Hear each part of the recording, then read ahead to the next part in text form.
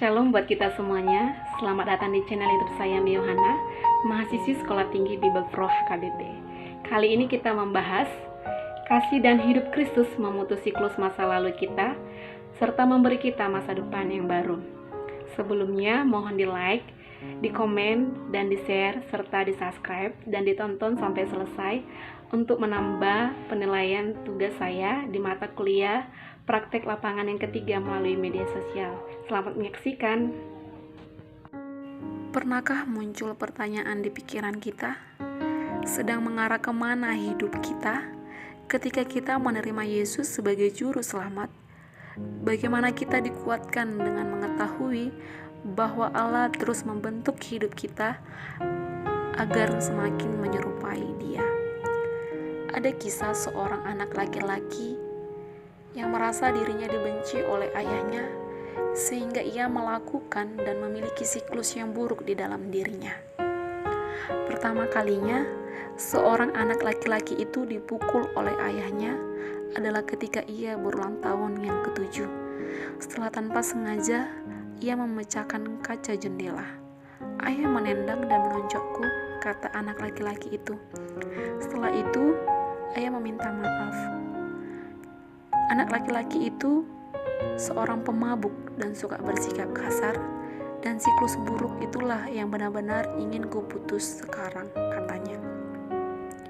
Namun anak laki-laki itu membutuhkan waktu yang sangat panjang untuk sampai pada titik ini.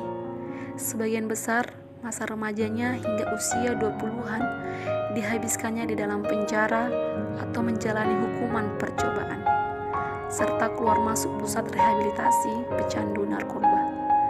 Ketika semua impiannya seakan sudah hancur berantakan, ia kembali menemukan pengharapan dalam hubungan dengan Tuhan Yesus yang dikenalnya lewat sebuah pusat rehabilitasi Kristen. "Dahulu hidupku hanya dipenuhi keputusasaan," kata anak laki-laki itu. "Namun sekarang aku mendorong diriku ke arah yang berlawanan.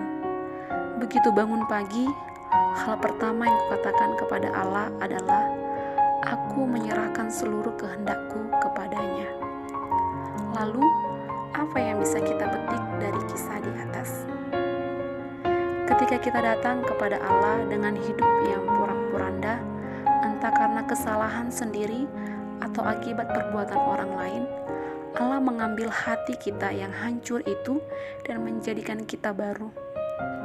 Seperti yang tertulis di Alkitab 2 Korintus 5 ayat 17. "Jadi siapa yang ada di dalam Kristus, ia adalah ciptaan baru. Yang lama sudah berlalu, sesungguhnya yang baru sudah datang." Kasih dan hidup Kristus memutus siklus masa lalu kita serta memberi kita masa depan yang baru.